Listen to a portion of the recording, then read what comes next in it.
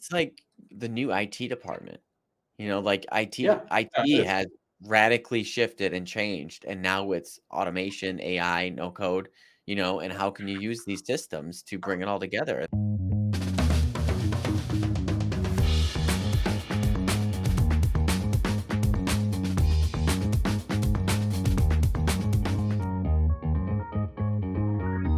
Welcome back, ladies and gentlemen. Thank you for tuning in for another week of This Week in No Code. I'm your host, JJ Englert, here with my co host, David Pell, and we have an exciting podcast for you today.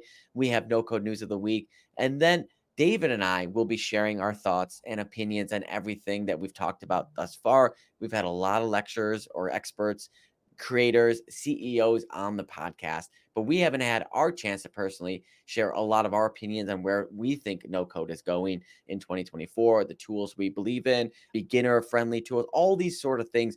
David and I will be discussing later in the show after the no code news. But without any further ado, let's get into the no code news with David.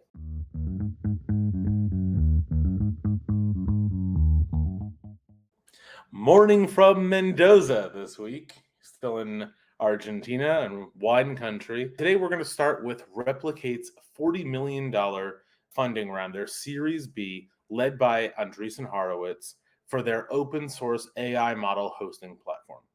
This model platform has been heralded by some of the biggest indie hackers, Peter Levels, Danny Postma. They were talking about how instrumental this tool is to their business. And we could talk about why open source matters for AI. But basically, what this platform does is it allows you to train and host your own open source models instead of only relying on tools like OpenAI, Hugging Face, and other closed ecosystems to run your systems.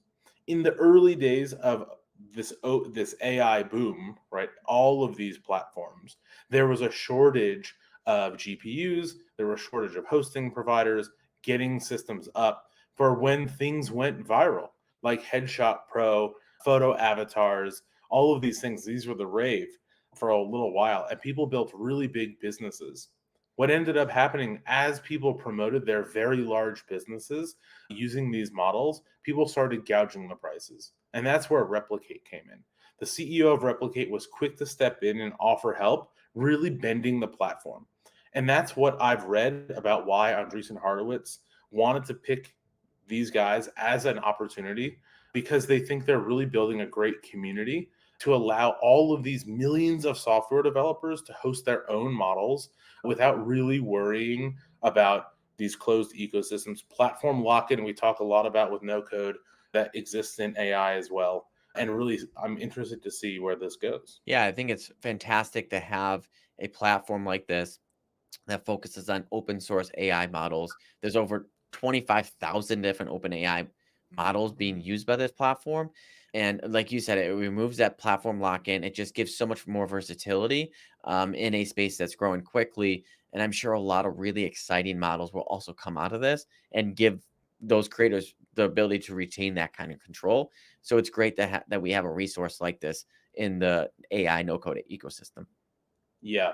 I also saw a post from Emergence Capital. I follow Gordon Ritter, who's one of the founders of Emergence Capital. They just invested in Together AI.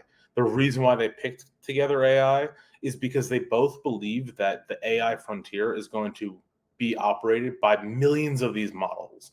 And we're talking fine-tuned models, really custom models per customer, for example, right? In these headshot apps, for example, they train a specific model for you.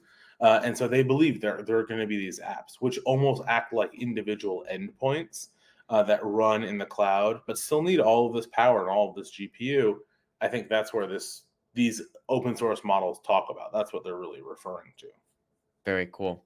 Let's get into Gaia, which is a project by Microsoft aiming to create talking avatars from speech and a single portrait image.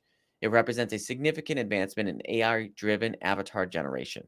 So it essentially allows you to create a talking head, and this could be used in a lot of different contexts that could be really, really fun, such as like, you're talking to historical figures, or you're talking to Mhm. other people that you might want to talk to. And the training for this system is trained on large scale, high quality avatar data sets with models up to 2 billion parameters.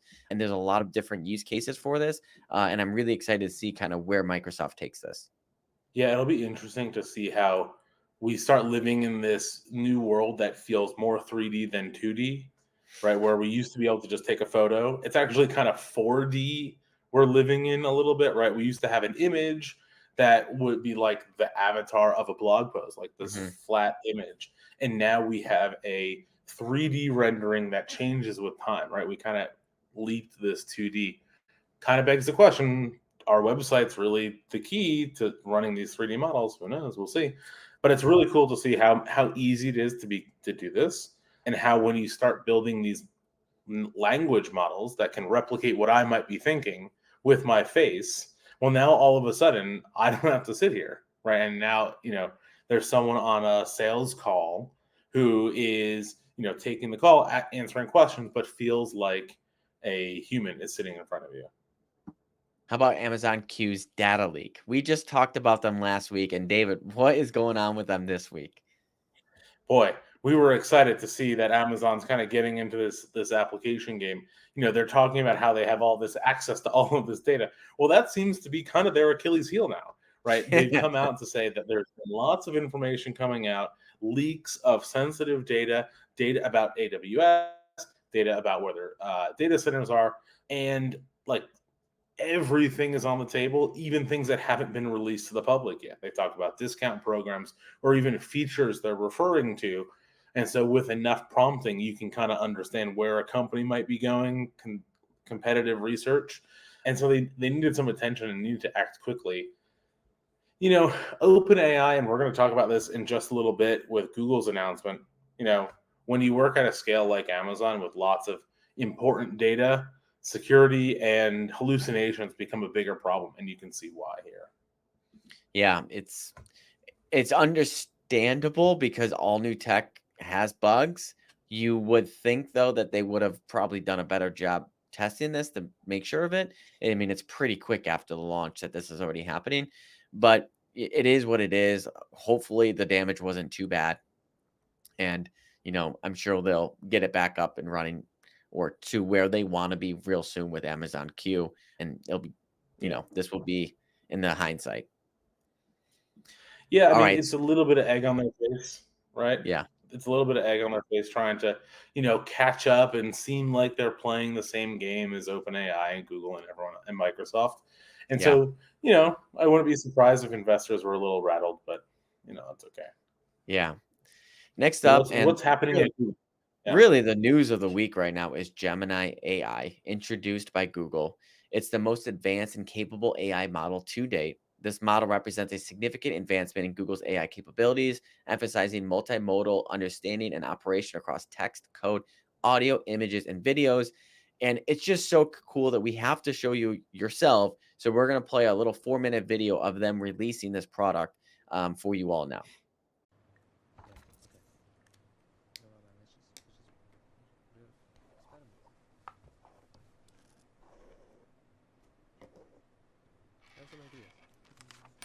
Let's start. All right. Testing Gemini. Here we go. Tell me what you see. I see you placing a piece of paper on the table. I see a squiggly line. What about now? The contour lines are smooth and flowing, with no sharp angles or jagged edges. It looks like a bird to me. What if I add this? The bird is swimming in the water. It has a long neck and beak. It is a duck. Yes. A duck is a type of waterfowl in the family Anatidae. Ducks are closely related to geese and swans. The duck appears to be blue. This is not a common color for ducks. However, there are some breeds of blue ducks. These are typically not as common as other duck breeds. It is more common for ducks to be brown, black, or white. Are you sure? What the quack? I was just talking about a blue duck, and now you're holding one. It looks like blue ducks are more common than I thought. Would this float? I'm not sure what material it's made of, but it looks like it might be rubber or plastic. What if I tell you it's making a squeaking sound? Oh, if it's squeaking, it's definitely going to float. Nice. It is a rubber duck. It is made of a material that is less dense than water. Can you teach me how to say this in a different language? And give me a few options. Ooh, can you explain how to pronounce the Mandarin one? Is it Yatsu? 鸭子 Is pronounced with a first tone. In Mandarin, there are 4 tones, which are essential to distinguish the meaning of words. The first tone is a high, level tone. Oh, okay. The duck is in the middle of the ocean. There is no land nearby for the duck to rest or find food. It is unlikely to find ducks here naturally. Okay, based on what you see, come up with a game idea. Oh, and use emojis, please. How about this? We can play a game called Guess the Country. Sure, let's do it. Clue 1. This country is the home of the kangaroo, the koala, and the Great Barrier Reef. Oh, that's easy. Clue 2. This country loves football and has won the most men's World Cups in football history.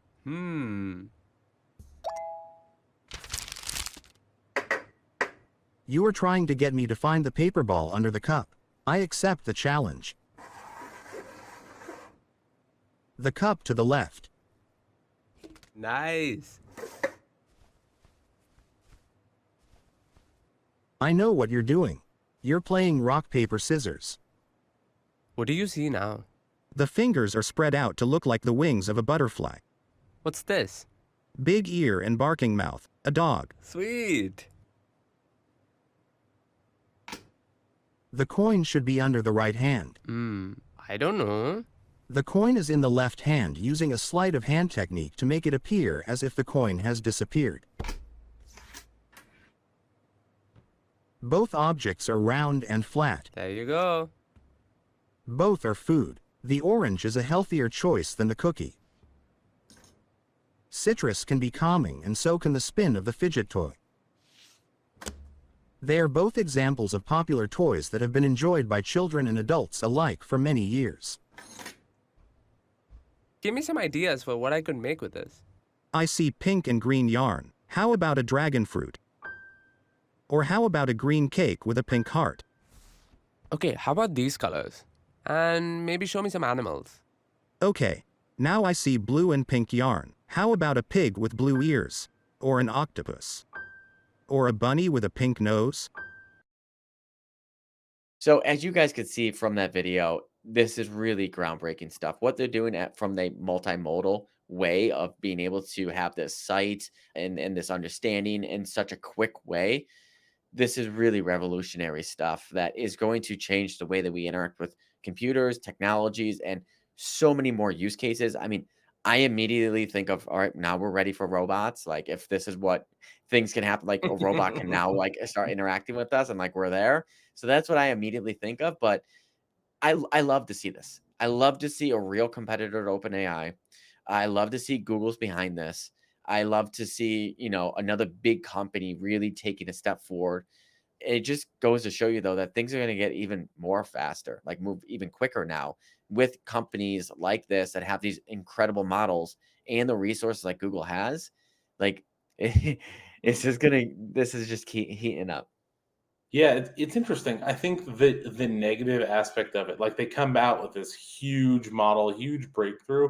Everything seems really exciting, and it's already baked into so many of their products, right? Which Yeah. gives them again a leg up, right? Like it's not about integrating or building an open AI wrapper. Like Google is its own Gemini wrapper, right? They've done it already. You want to make sure that Sam Altman has come out and said, hey, they're working towards safety and the proper stewardship of these tools. Google's a little different, maybe less inclined to reel it back when I when wouldn't they say that. need. I Yeah, I feel mean, like I think they have more enterprise risk, and that's probably why they're late to the game here, is because they have taken those steps. they operate on such a big scale, like in so many countries and so many languages and all of these different like latency problems and scale problems and being able to roll it out to everyone all at once, which is way more people than that use OpenAI. They have a huge problem to need to be able to do this properly and at scale. And that's what they've said behind the doors is why they've delayed the launch so much, because they need it to work. They can't screw up like Amazon did, like what we just saw. Yeah. When I was reading the Elon Musk biography, and take this with a grain of salt just because it's one man's opinion, Elon's opinion, he didn't have the highest regard of Eric Schmidt or Sergey Brin, one of the founders, the executives at Google, and their kind of stewardship towards the technology, which is why he wanted to start OpenAI as the kind of balance to Google's power to be able to roll out these technologies. So yeah, I think there's obviously safety concerns. I think some of it's a little blown out of proportion, at least in the short term. We'll see how this changes. But yeah, I mean, I'm excited to play with it, integrate it, use it for stuff, and see how it goes. It's really exciting. I'm really excited about it. This brings us into our segment where we discuss some of the topics about no code, AI, and what we think is going to go on into 2024. And I think we should just get it started with the beginners and the beginner topic, just generally folks that are tuning into this podcast that maybe don't know how to build, maybe trying to figure out what tool they should use. Are no code tools still relevant because we have all this AI? Let's just break down kind of what we think from a beginner level of like where no code and AI come together and what we think about it. I'll start to lay the way and then I'll let you follow. Okay. Yeah. Um, so Mhm. no code and AI, I think they go hand in hand, right? I think no code is a perfect complement to AI. AI has awesome reasoning and capabilities, but no code has like that front end builder that connects that user experience in a really, really nice way, right? And there's really awesome no code tools now that are very, very simple, such as like Softer and Glide and some others that it's really easy to get up and running and then to hit API with what we call an API call to do some advanced reasoning or to do some AI magic for us, right? And so I Mhm. do see, and David from Glide said this a while back that AI is the best chance no code has of like succeeding. And I'm seeing that more and more now of like, I think AI will continue to drive no code to success because it's making us more familiar and accepting to like these newer technologies that are just really good. And yeah, they're not full blown coding stuff that you're used to, but you just connect this AI to this front end and boom, you're there. And so I think it will open that up more. And I think it's never been a better time to get started with these tools. And even if you're not going to become like bubble pros like David and I, you don't need to. You can use AI and these no code tools in so many different ways, whether it's just like a Chrome extension that is going to scrape the web for, LinkedIn recruiting stuff for you. And then you feed it into AI to then, clean up that Yeah. data and then all this kind of stuff. There's a million different ways that you can use it, even if you're not at the developer level where you should be really interested in learning these skills. Yeah, interesting. I think there are, I guess, two halves to this. One, what's a good tool for beginners, and where does AI and no code fit together? I still stand by the premise that AI is only good if you can insert it into a business process. Like Yeah. you can't just use AI on its own as its own, like as the superpower, right? Even the CEO of Glide, and we refer to that interview often, but he was like AI is this power, like allows businesses to do more powerful things. I think no code is the scaffolding that lets you insert AI Yeah. into your business, right? It is the tool that lets you click the button, get the output, review the results, iterate. That's where AI and no code really fit together. I still think there needs you need the scaffolding to fit in there.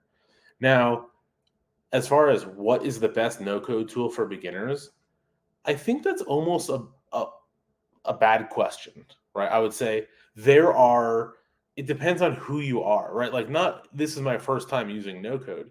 It's this is my first time using no code to do X. If it's my first time using no code to try build an MVP that is super custom, maybe Flutterflow is easier than Bubble to pick up. If I'm an enterprise who is trying to build a room booking app and I want to get into system admin stuff and I want to actually just get out of hiring a developer, then maybe a Softer or a Glide make more sense. If I'm trying to make $1 building using no code tools to help a business automation, it might be Zapier, it might be Make, right? And so I think being a beginner doesn't necessitate you have to pick a tool. I Mhm. think being a beginner means you need to know what tool you need based on what you're trying to do. And that is probably pretty hard, right? Mhm. Especially if you're getting all these ads from Bubble saying, build your MVP with it. But like, And everyone thinks they need an MVP, right? That's what's been indoctrinated in us. You need to go build an MVP first.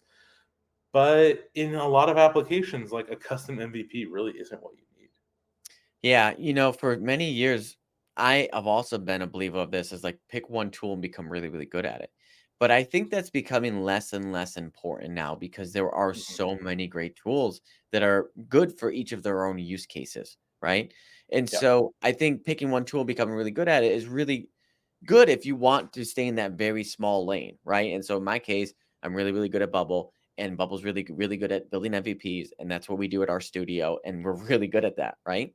But when it comes right. into like internal tools or handling mass amounts of data from SQL or going in a native mobile or exporting your apps, all of that stuff is different for different tools, right? Mhm. And Yeah, so I exactly. think it starts with your problem. What kind of thing do you need to build? What solution are you looking to build it for, right? What is your use case? What is your customer? Who's your customer? Yeah. Right, who's your customer? And then you get to the technology, right? And I think it's much more agnostic now. It's instead of just one tool does it all, it's like one tool can probably do it all, but there's probably 3 or 4 different ones that you could string together that would do it really, really well, and that it's kind of meant for that, and it's easy to string them together. So like when I got started with no code in 2019, I was just like, I just want to pick one tool and just learn it all and just be good at it, right? And for so long, that's been true. That's been Bubble. But we're now kind of at a point where we have so many different little things that are really, really good, where it's like a traditional stack of like you have your front end, you have your middle, your database, your workflow, etc. Mhm. I'm not saying we're getting there yet, but it is kind of getting close in the sense of like we have a lot of no code tools that are really good at workflows, really good at databases, really good at front end, all this kind of things that you can bring together and make a superior tool. Yeah. I think we like to bucket these no code tools with an outcome. Or like, oh, this bubble is used for MVPs or software is used for this. When we think about like being a developer, right? Think about like a developer you might hire on Upwork or Freelance or TopTal or just a friend down the street. Very rarely do they know one language, right? And these no code platforms are just abstraction languages on top of JavaScript or Yeah. Flutter or whatever. And so it's like, learning Flutterflow is the equivalent of the no code language of Swift or Flutter. And building on Bubble is effectively learning HTML, CSS, and JavaScript. And learning Xano is effectively learning Node.js and DevOps, right? And so like you want to be a well-rounded problem solver, right? Like you want to be Mm, able to get hired to solve a problem, any problem, regardless of the language, whatever tool you need. And so yeah. that's where these like you learn how to write in a language that way for that problem, right? That the Bubble platform, you build workflows in a different way than you would in WeWeb, right? And that's the same thing as like Ruby on Rails versus JavaScript, right? Like you Yeah. build things differently. That's the syntax is just the UI you have. And so I think, you know, you want to be able to understand how to build, right? First principle, like principles come first, right? Logic, reasoning, testing, QA, briefing, like all of that is standard across everything. But if you want to be a well-rounded developer, you kind of need to know all of these tools for whatever it is you're building the solution for. Yeah. What do you what do you think will be the tool in 2024 that grows the most? And this is a hard thing to answer. It's a purely prediction and speculation. And what I mean by growing the Yeah. most, it could be from like 300,000 to like 3 million, like a percentage increase. It doesn't need to be like the person that's going from, Bubble's already at 3 million if they go to 4 million. Like what percentage increase Right. do you think will, get for the next year in this tool? That's a good question. I think Flutterflow may be my guess, like percentage based growth. They're like picking up steam. They're releasing a lot of stuff really fast. They're kind of newer, so I'm guessing their user base is a little lower. It's about And so they have a little 800,000. more to grow. I Yeah. think they're around 800,000, and I believe they've already done 100% year-over-year growth since the last year, something like that. Yeah, so that's pretty impressive. I think Yeah. that makes sense. My second guess would be probably Glide. Yeah. Yeah, so the Flutterflow in the last year has grown from 300,000 to 800,000 users. And that's kinda Wow. similar to what we saw Bubble. They made a real big leap, and it was like, what, 2 years ago? They went from, like, 1,000,000 to 2,000,000 really quickly, right? And they kind of, Right. like, slowed down there. I really like Flutterflow. I think you made a lot of great points. I think they're kind of getting to that place where they're gonna continue to take off. Like, they've hit some kind of mass, and now more of the ecosystem will keep coming there. And it offers so many great things, and they're far ahead of the game. Meaning, like, WeWeb is kind of similar. That's like this great front end builder based on a JavaScript framework. They're just not as far along as Flutterflow kind of is, you know. But I think Yeah. my one downside with Flutterflow that will slow things down is it just takes a little bit more to learn, right? Because you need to learn multiple systems. You need a front end and a back end, right? And so I think we will see the most growth personally from Glide. And the reason why I say that is because it's easiest to get started with. It's enabling citizen developers all over, and they have the quick features to get up and running very quickly.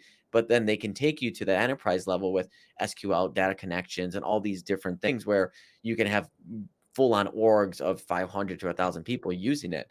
So if Yeah. I had to say something, I don't know where Glide's user base is right now, but I really like what they're doing from a simplicity and power point of view.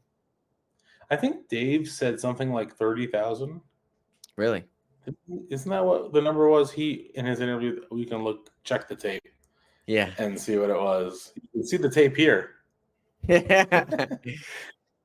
Yeah, so I think they definitely have room to grow. Yeah. I guess it depends on how you want to measure users, Yeah. right? I think the enterprises are slow to adopt things, so I think they have like a trailing history. Like it takes longer for them to grow faster. Yeah. But as we've seen, like enterprises maybe where it's at. Yeah. If you had one prediction for 2024 no code, what would that prediction be? And I can go first if you need a little bit more time to think on this. Yeah, sure. I'd like to hear your prediction. I think 2024 is the year where everyone stops saying, "Can no code scale?"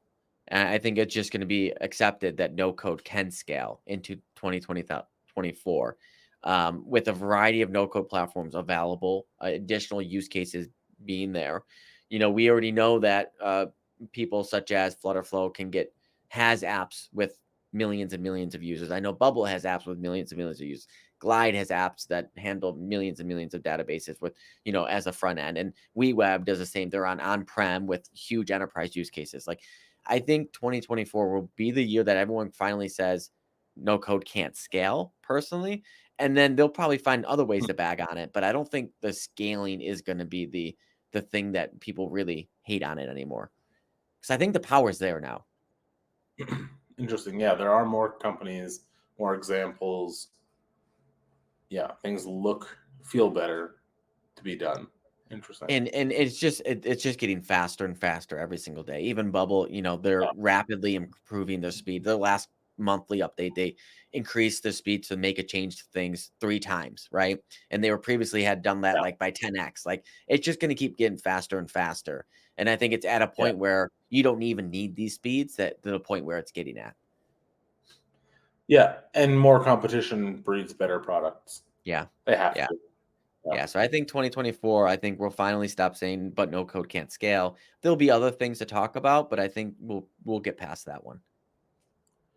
Interesting. I think if I had to make a prediction, I would say this is the year where freelancers and agencies go through the trough of disillusionment for no code and heavy on business process and automation. I think they're maybe from our own experience and the things we've heard from other agencies, from our own experiences, I think it's going to be a tough year for freelancers and fewer people building MVPs through agencies and freelancers on no code, and people will be trying to scale their business into enterprises and automation. Yeah. Yeah, I mean, that's a deep topic. I think we should talk about it for a little bit. Why are you saying this? Well, I think those you're saying it for a lot of different ways. I think no code platforms continue to position themselves more and more towards enterprise, right? It's just they're growing, Hmm. they're in a scale mode.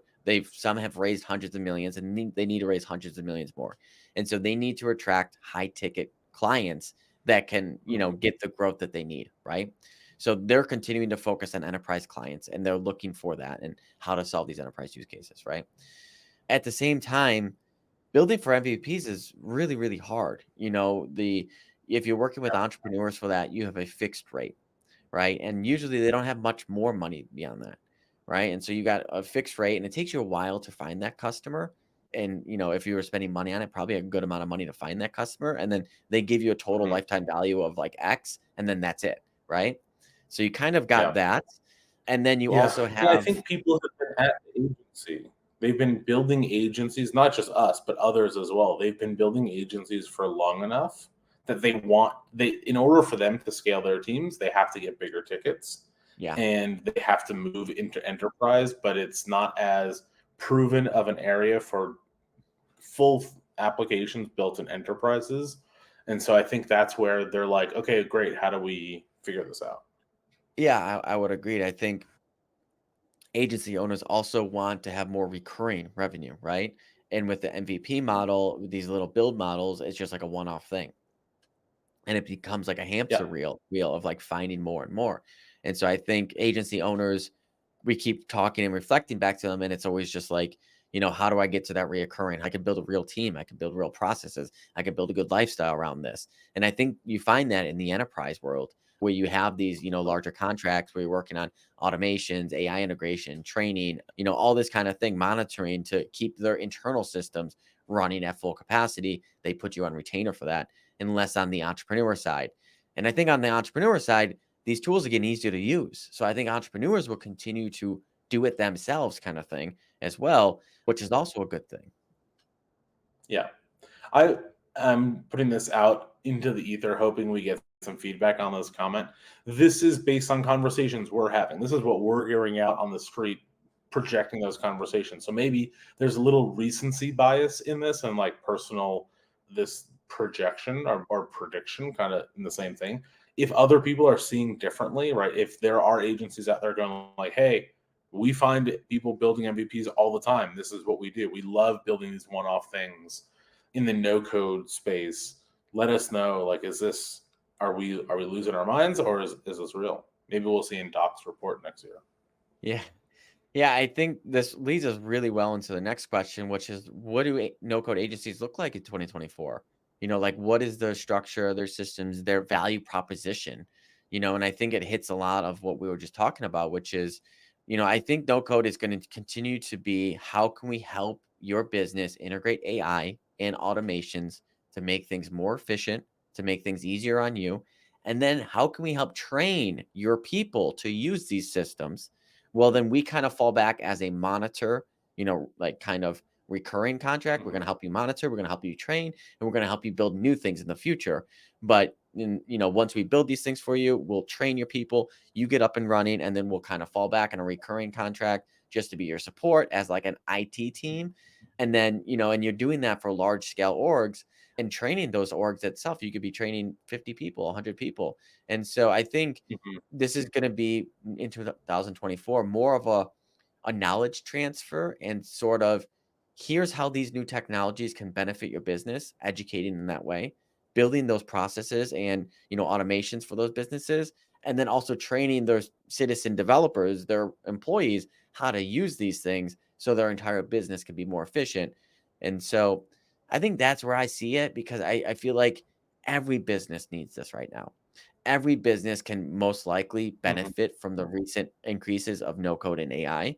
And I think ChatGPT is be going mainstream enough where everyone's kind of seeing these magical things and people are starting to say, okay, well, how can I do this for my business? Right. And I think more and more people are going to say, hey, can you come talk to me about what could be done? And then they're going to be like, oh my God, can you do this for me? And then, yeah, we can actually show you how to do it too. And then they get hooked. And then it's like, and I think every business could use this. And so that's what I see. And I'm personally really excited about that. Like, I love no code. I love AI. I love training, education. I love, providing that support. And it could be still really risky because if you're working with a company that has, 50 years of data and you end up, creating an automation that messes all that up, it can still be risky, but I think you'll still get a premium because of such, but it's going to be less demanding than building a full on MVP. Yeah, I think you're right. I think there's lots of business application trying to figure out what they can do with their business. I Yeah. think over the past few years, many business owners have come across some kind of no code tool at some point. Like most, I imagine a lot have found Airtable or Yeah. Monday.com or ClickUp or Zapier. And these are talked about generally in the no code space. And so it gets people curious, what more can I do? How do I expand these things? But I think a lot of businesses, and we take this for granted because we live in the tech world and we follow tech Twitter and we're, you know, following software companies. Many businesses are still not digital first companies. Yeah. And so learning how Exactly. to, yeah, they don't know how to scope a project. They don't know what's reasonable. Like they think AI is this magic pill that, oh, I'm going to integrate AI, and magically I'm going to have an automated sales team. But they don't really know how these things all fit and what's reasonable and like how do you scope it and deliver it and really like monitor it, make sure it's doing what it is. And I think really that's the value of any agency is like helping a business owner to deliver something, right? Like they're not tech. There are some agencies which are just like outsourced, right? Hey, we Yeah. need to ramp up 5 people for a couple months because we need a deadline. But for a lot of people, going from 0 to 1 is totally foreign to them. And that's where agencies can really help as like a chief product officer, chief automation officer. They're the system admin connecting everything, knowing all these tools to help them pick the right tool for the job and implement something at a reasonable scope on a budget, on a timeline that makes a meaningful impact. Yeah. That's probably more important than doing the actual work of the technical work of building it, but just advising them is probably really helpful. Yeah. It's like the new IT department. Like Yeah, yeah, it IT is. has radically shifted and changed, and now it's automation, AI, no code, and how can you use these systems to bring it all together? And it's like you think IT like this old thing, but it's Yeah, a computer revamped IT networking. 2.0. Yeah, computer networking and Yeah, yeah, security. like Salesforce is a no-code platform. Salesforce falls into the IT team, right? Yeah. Managing the IT. Airtable, that falls into IT. Like, it is an IT problem. Mhm. Most people outsource IT, right? Mhm. Like, you're not gonna have an internal like, a network system admin to help manage Microsoft passwords. Like, that's Yeah. not, uh unless your company is big enough, you're probably not doing that full time. Yeah. So there's no person on the team to take this on, right? And so that's where an agency comes in. And I think it's a whole new frontier out there. I think there are so many businesses that are gonna need this help over the next 5 to 10 years that I don't think really agencies need to worry about competition. It's because everyone in their backyard or the next state over, whatever, they all need it. And so I think it could be a really good time Yeah. for no code agencies to grow in this way and to kind of mature as this more, sophisticated IT department now coming in and helping these companies grow into these automations and AI, use cases. Yeah. It's interesting how it might play out. I think the thought that comes to mind is what happens sometimes in marketing agencies.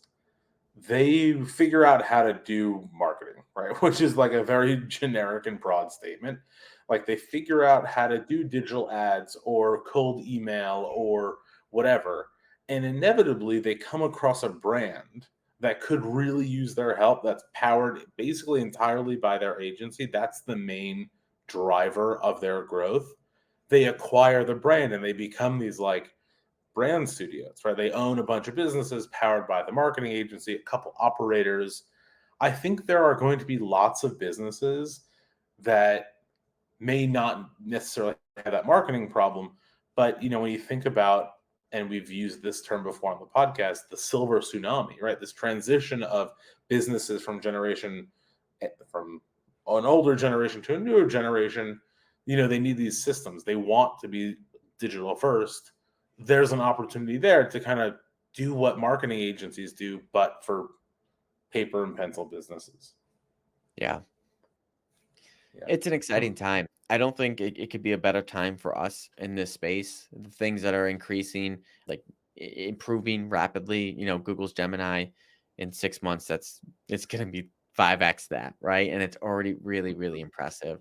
Yeah, it's hard sometimes talking about AI to people that don't know because it's kind of just like feels gimmicky of like, oh, we can now have AI agents call you and make calls for your customer service Right. team. And they're like, yeah, okay. But it's like, no, like, Mhm. really, you can do that. Like, that's a thing, you know? And so I think there's still normalization coming. I think people in mainstream are still like, oh, ChatGPT, what is that? Or can it do this? And then they're like, they use it for the first time. It's kind of like that Google experience. And then they just Google everything. Right. And so, like, it's going to take some Yeah. time. It's not going to happen overnight. We're going to still have a lot of these old industries transferring, slowly, like QuickBooks has been around for a long time and there's still a lot of paper and check companies. Do you know what I mean? So it's not just Yeah. going to happen Yeah. overnight, but it is going to create major transformation across many different industries. Yeah. I mean, Yeah. you No. look at I like to draw reference a lot to the film industry because that's where I come from. And for so long, we had film cameras, like 35 millimeter cameras, right? And only a select few people could actually shoot videos on that, right? Because you needed to load the camera, you needed to expose it properly, then you needed to, process it, all this kind of stuff. It was very hard to shoot videos, right? And then digital came around, and then more and more people were able to shoot videos. And then phones came around, and now everyone shoots videos.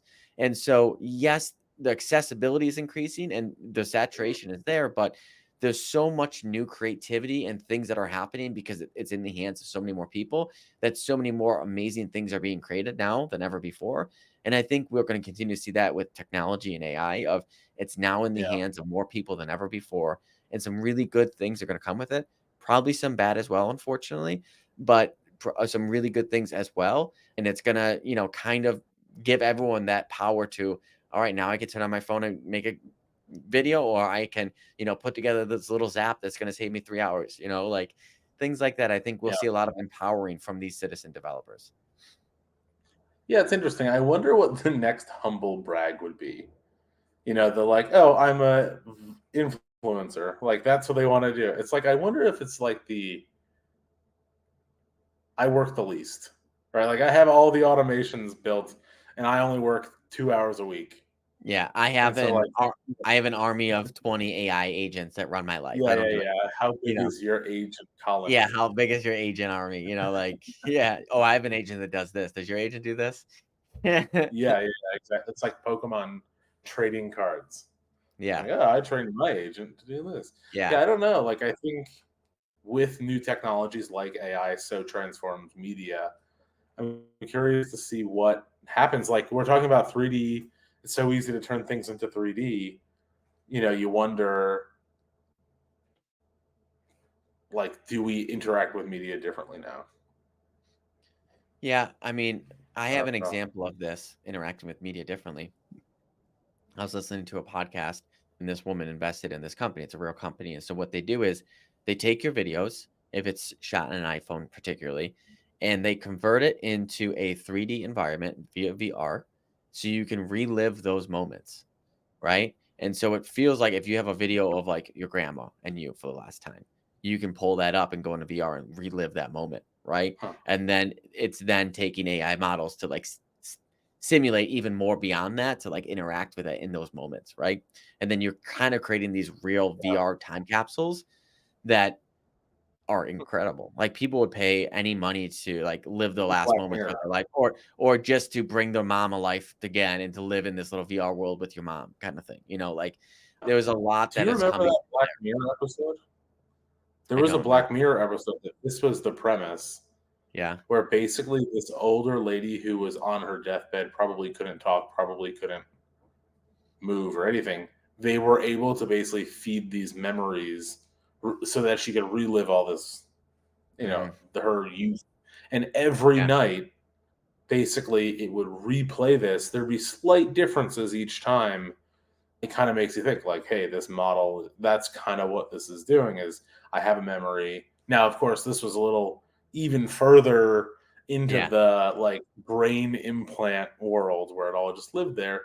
And I think there was a decision to make at the end where she could like upload into the like live this forever, or it had to I don't know, Mhm. something like that. Yeah. I don't remember the Black Mirror episode, But but it's kind of like that, And I think we saw someone posting in our Slack bubble group, how do I get text messages with a loved one so I can have a conversation with them again? And this yeah. is now like the whole new level. I take a Yeah. photo plus their conversations and I have a talking head. Yeah. Right now I have like, Reliving these moments. I can now call my dad and say, "Hey, what would you do?" Right. And get that Right? advice that you've And always like it's wanted. a weird, yeah, yeah, it's like a weird. It's gonna be almost I like a wonder therapy how model of like people would you feel. can charge per minute with this AI agent of like this. You spin up your dad and you go chat with them for 30 cents a minute. Yeah, I would feel I'd have hesitations about that, I guess. Oh, certainly. I think it's just common. I think another thing that we'll see is some kind of like Upwork that are full AI agents. And so, like, oh, you need a social media coordinator. Here's our agent for that. And they charge per day, whatever. And then, oh, you need a video editor. Here's our agent for that. And I think you're going to Yeah. have full business teams that are full AI agents that are kind of sharing like a second brain. And you have like marketplaces that specialize in training these agents in very specific tools that you can then kind of pay on a monthly basis, similar to like an employee, but much cheaper kind of thing. I think we'll get there as well with AI and what it could do in that sense. Interesting. Yeah. All Of right. course, there's Well, so much. let's end it there and get into a couple community updates. The first update that I want to talk about, and I'm very, very excited about because this has turned into an annual thing for me, and it's my 2023 No Code Holiday Party. So I did this last year. I'm doing it again this year. We're putting the link to the invite in the description of this YouTube video or this podcast, whatever it may be. And it's a chance for us all to come together. It's on December 16th. We will be bringing in a panel of no code experts, CEOs, industry professionals. We'll have some fun little interactions and some giveaways as well. It's a great chance for our listeners, you guys, to come in and meet us, interact with us. And so you please RSVP below. That's the only way you'll get access to the live environment. It's a free thing. It's on December 16th. It's my annual no code holiday party. I'm also going to be Mhm. trying to put together like community no code awards as well. And I'm getting really ambitious with this, but it's been like a dream of mine for several years, David. And I'm a little late into the game now, but I'm going for it. And so today on Twitter, I put out what kind of awards should we have. Soon I'm going to open up the voting, and then hopefully I can get it to a point where I can announce the winners of the 2023 Community No Code Awards at this holiday party. So I'm really excited to announce Cool. that. That'll be fun. Yeah. Yeah. One other thing that we want to say in our community shout outs is Kieran, aka No Code Life, sold one of his no code businesses. And we just wanted to send a huge congrats to Kieran, another great creator in our Congratulations. ecosystem. It's also always great to sell something you made. We're really proud of you and great job for making it happen. If any of you guys have suggestions or news that you want to add into our community segments, please let us know. If you haven't already, please leave us a review, ideally on Apple Podcasts. Leave us a review there. Let us know if you're enjoying the podcast. Otherwise, that's it for this week in No Code. And David, See you next week in No Code. yeah, next week in No Code. See you guys.